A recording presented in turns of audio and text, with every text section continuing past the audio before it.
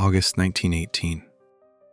While Europe bleeds in the trenches of the Great War, an invisible enemy crosses the Atlantic and begins killing faster than any bullet. In 72 hours, healthy 20-year-old men wake up fine and die suffocating by afternoon, with lungs full of blood and blue skin. No one understands what's happening. No one knows how to stop it. And when the world finally realizes the magnitude of the horror, 50 million people are already dead. This is the story of the first hours when the Spanish flu showed that humanity was never really in control. The ship docked in Boston Harbor at 6 o'clock in the morning, and like every day since the war began, sailors descended, cargo was unloaded, and everything seemed absolutely normal.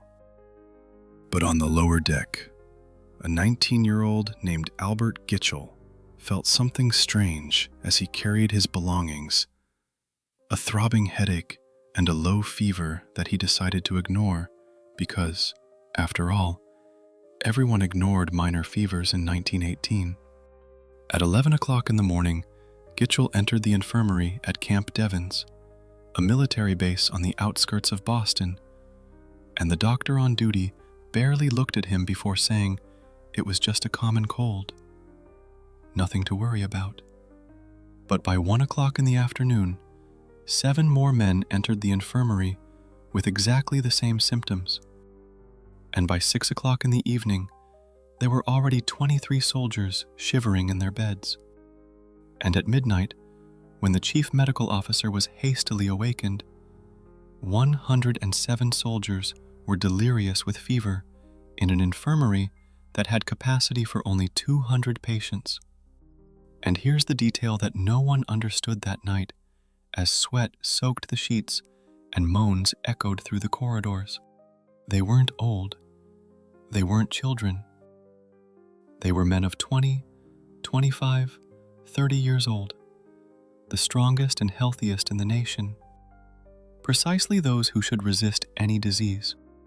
When Chief Medical Officer Roy Grist entered the infirmary at 7 o'clock the following morning, he saw something his medical training couldn't explain, and his 20 years of practice had never shown him. Young, robust men were coughing up blood, not just drops or threads, but violent jets, as if their lungs were literally disintegrating from the inside, and the skin of some soldiers began to change color before his eyes, acquiring a dark blue and sinister tone that doctors called cyanosis, the mark of brutal oxygen deprivation. Grist wrote in the medical report he sent to Washington that afternoon, with hands still trembling. These men start with what appears to be a common cold. 2 hours later, they are gravely ill. 4 hours later, they are dying, and there is nothing we can do to stop it. He sent an urgent telegram requesting medical reinforcements, supplies, any kind of help, but no one responded, because at that exact moment, while he anxiously waited for an answer that wouldn't come, other American cities were already collapsing too, under the weight of a disease that no one understood. Philadelphia, New York, Baltimore, Chicago, all feeling the first tremors of an invisible earthquake.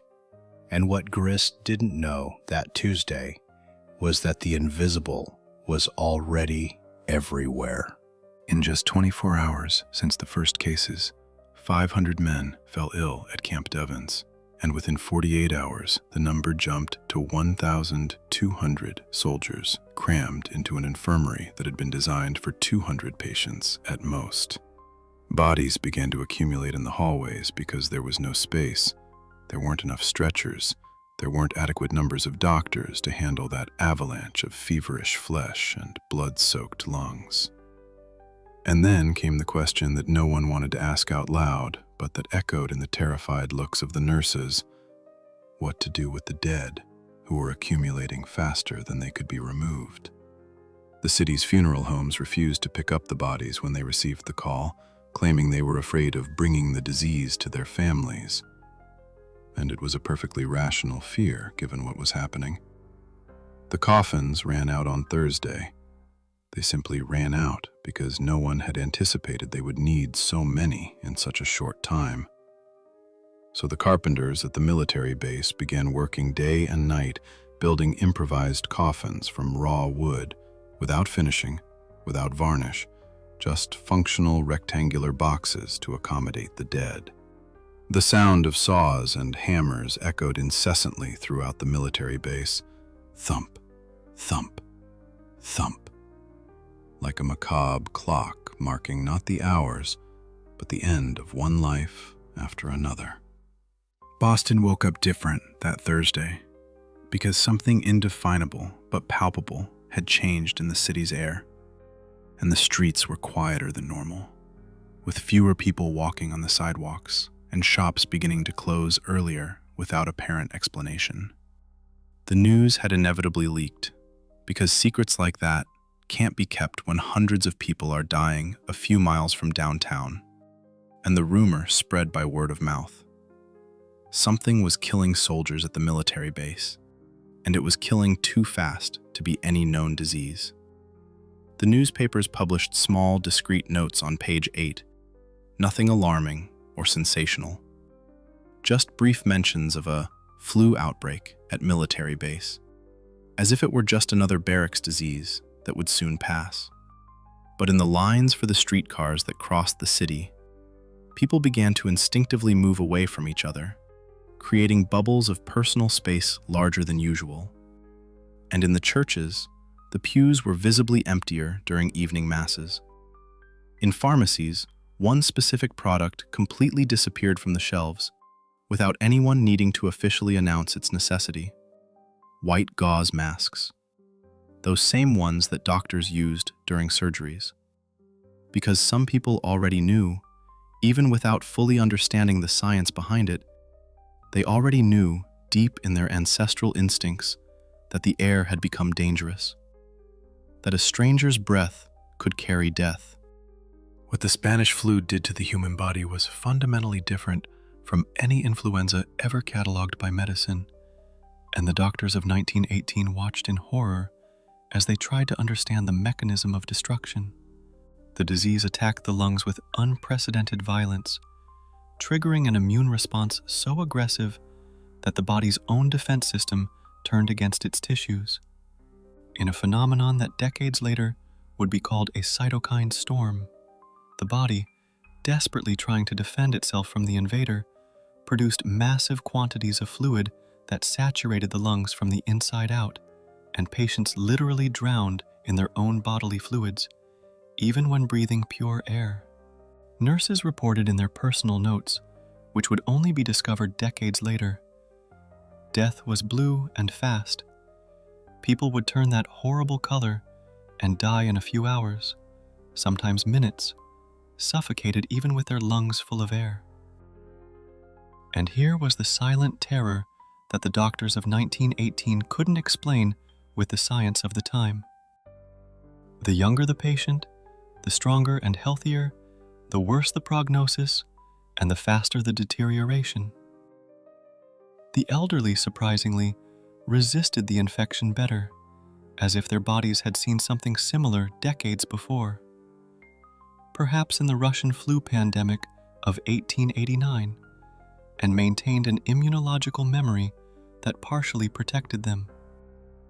But the young, those who had never been exposed to anything similar, fell like flies without anything being able to save them. On Saturday, just 6 days after the first case, the Spanish flu was no longer exclusively a military problem confined to barracks and bases. It had escaped into the civilian world and was in homes, in offices, in crowded streetcars, in schools that were still functioning. A woman entered the market in the morning feeling perfectly fine, bought her week's provisions, chatted with neighbors, returned home, and by afternoon was bedridden with extremely high fever, and by evening her 3 children were also showing the first symptoms while she was delirious, unable to care for anyone. And here began the true horror that surpassed even the lethality of the disease. Entire families fell ill simultaneously, without staggering, without time for preparation, and there was no one to care for the sick because potential caregivers also fell into bed the same day or the next. On some streets of Boston, screams began to echo through open windows, screams of unbearable physical pain, screams of psychological despair, screams of absolute loneliness when someone realized they would die alone with no one to hold their hand or close their eyes. Phones rang incessantly at city hospitals with people begging for ambulances that wouldn't come because there simply weren't enough ambulances. There weren't available doctors. There weren't nurses who were still healthy. The healthcare system was already broken, completely overwhelmed beyond any capacity to respond. And it was only the first 5 days since that 19-year-old sailor felt a simple headache. On Sunday morning, traditionally the day of greatest religious activity of the week, Boston's churches were deserted in a way that not even the oldest priests could remember having seen before. Priests celebrated masses for completely empty pews, their voices echoing in the empty naves with a loneliness that seemed prophetic. And some didn't even open their temple doors because they understood that fear had spread faster than the virus and with much more efficiency. And this fear had reason to exist. It was a perfectly rational fear based on what everyone was seeing happen around them. In Philadelphia, at that exact moment, municipal authorities were making a decision that would kill thousands of people in the following weeks. Holding a large patriotic parade to raise war funds, with 200,000 people crowded in the streets, without masks and without any kind of distancing, because the war seemed more important than a flu. 3 days after that parade, all the city's hospitals would be filled beyond capacity, with patients in the hallways, on the stairs, on the sidewalks. 6 days later, bodies would literally accumulate in the streets because there was no way to remove them quickly enough. But in Boston, on that silent Sunday, there was still a tenuous illusion of control over the situation, a belief that perhaps they could contain it if they acted cautiously. The newspapers published their first official public health guidelines. Avoid crowds, wash your hands frequently, stay warm and rested. Completely useless advice against the microscopic enemy that didn't understand geographic borders or temperature differences or respond to prayers. Between the 26th and 28th of August, 1918, the world changed in a way that would take decades to be fully understood, but no one noticed the magnitude of this change at that moment, because invisible changes are like that by nature. They happen too slowly to be noticed in real time, in absolute silence. And when you finally realize that something fundamental has changed, it's too late to prevent the consequences. In the first 3 critical days of the outbreak, 12 soldiers died at Camp Devens, while 2,000 were infected, and the disease had already spread silently to 14 American cities through train and ship routes. And absolutely no one knew what this thing was that was killing strong men in a matter of hours. There was no diagnostic test. There was no vaccine in development. There was no effective treatment beyond palliative care and hope. The medicine of 1918 was primitive by modern standards, working with instruments and knowledge that would seem archaic decades later. And antibiotics to treat secondary infections simply didn't exist because penicillin would only be discovered a decade later. Mechanical ventilators were experimental equipment, rarely found even in the best hospitals. So patients who couldn't breathe on their own simply died suffocated. All that doctors could do was watch helplessly as their patients deteriorated before their eyes, meticulously count the dead for their reports, and pray that the disease would stop on its own before killing everyone. World War I was still happening, with all its brutality, while the pandemic spread. And this catastrophic timing meant one terrible thing. Troops continued moving between continents without any possibility of adequate quarantine. Warships crowded with thousands of soldiers constantly crossed the Atlantic, going back and forth between America and Europe. and each ship was a perfect cauldron for viral transmission in a closed, humid, and overcrowded environment. Generals and military commanders knew perfectly well that a mysterious disease was killing soldiers faster than German bullets, but the war simply couldn't stop because of a flu. The military machine had its own inexorable logic, so the ships continued sailing across the ocean. Troops continued marching through the muddy roads of France. Military trains continued running day and night, transporting thousands of men crammed into cars without ventilation. The Spanish flu took advantage of this unprecedented military mobility and spread faster than any disease in documented human history. By September, it was already firmly established in war-ravaged Europe. By October, it had reached Asia through commercial and military routes. By November, it arrived in Africa with ships transporting colonial supplies. And by December, it was literally everywhere inhabited on the planet, without exception. 550 million people were infected in less than 6 months, 1/3 of the entire world population, and between 50 and 100 million died, depending on the most conservative or most liberal estimates. And it all started with a 19-year-old man feeling a simple headache on a ship in Boston Harbor. What made the Spanish flu so absolutely terrifying for those who lived through those months of horror wasn't just its extremely high fatality rate, but its completely invisible and unpredictable nature that created a climate of justified paranoia. You didn't know who was sick and who was healthy because symptoms took hours to appear after infection, so that neighbor who seemed perfectly fine in the morning could be dying by afternoon. You didn't know exactly how to protect yourself because no one fully understood how viruses spread, whether it was through the air, through touch, through water, or through all these routes simultaneously. You didn't know how long this nightmare would last, because there was no recent historical precedent for a pandemic of that magnitude, and each day seemed worse than the previous one, without any sign of improvement.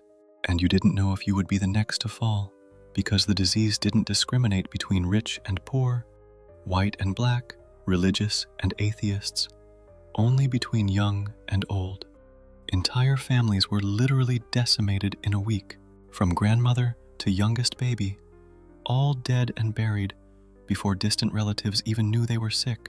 Entire cities stopped functioning completely, schools closed indefinitely, factories stopped for lack of workers, shops empty because there were neither customers nor sellers. In some remote villages in Alaska, where news of the pandemic arrived too late for any preparation, entire communities disappeared, with 90% of the population dead in a matter of days. And the few survivors didn't have the physical strength or mental health to properly bury the dead, so the bodies remained frozen inside houses, waiting for spring to bring outside help. And silence took over the world in a way that no war had ever managed to impose. In October 1918, just 2 months after the first cases, the global healthcare system entered total and absolute collapse in practically all affected countries. There were no hospital beds available because every bed was occupied by 2 or 3 patients simultaneously. There weren't enough doctors because hundreds of them had died treating the first patients. There weren't adequate numbers of nurses because they were the first to be exposed and the first to fall ill. In Boston, doctors worked 20-hour consecutive shifts until they literally collapsed from exhaustion in the middle of hospital corridors. And even then, they couldn't attend to even a quarter of those who needed medical care. Young nurses cried as they closed the eyes of patients they couldn't save, patients who were the same age as them and who died alone because there wasn't time to hold the hand of every dying person.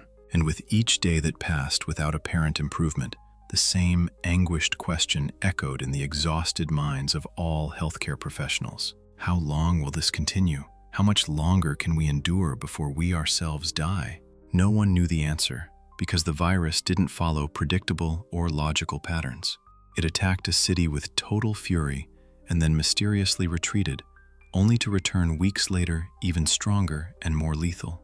The first wave of infections in the spring of 1918 killed thousands of people, but was considered relatively mild compared to what would come later. The second wave in October 1918 was absolutely catastrophic and killed millions around the world in a few weeks. And the third wave in early 1919 took many of those who thought they had survived the worst, proving that nature hadn't finished with humanity. The flu that killed tens of millions didn't start in Spain. It probably started somewhere in Kansas, in the United States, according to some theories, or perhaps in China or France, according to other, less accepted hypotheses. But it gained the name Spanish flu for a reason that had nothing to do with epidemiology and everything to do with politics and wartime censorship. Spain was one of the few neutral countries during World War I, which meant its newspapers weren't subject to military censorship that silenced the press in all belligerent countries, while the United States, England, France, and Germany deliberately hid information about the pandemic's severity so as not to demoralize their troops and civilian populations. Spain published everything openly in its newspapers without any government filter. So when the world began to read about a devastating flu that was killing thousands, all the news came from Spanish newspapers, simply because they were the only ones allowed to publish the truth, and the international public naturally believed the disease had started in Spain. It's a historical misconception that persists to this day in textbooks and popular culture, even though subsequent scientific evidence has demonstrated that the virus was already circulating in other countries months before the first Spanish cases. The uncomfortable truth is that the flu was everywhere at the same time, spreading like an invisible cloud that covered the entire planet through military and commercial routes. And absolutely no one was prepared to deal with a threat of that magnitude because humanity had never faced anything like this in the modern era. The Spanish flu didn't end all at once with some miraculous treatment or life-saving vaccine. It simply, gradually disappeared after killing more people than the entire First World War, after stopping the world for months on end, after teaching humanity a brutal lesson that should have been permanent. There are enemies we cannot see with the naked eye, that we don't fully understand, and that can return at any time without prior warning. The last victims died in 1920, when the pandemic finally lost strength for reasons that the science of the time couldn't adequately explain. But the questions it left remained unanswered for decades, and some of them remain mysterious to this day.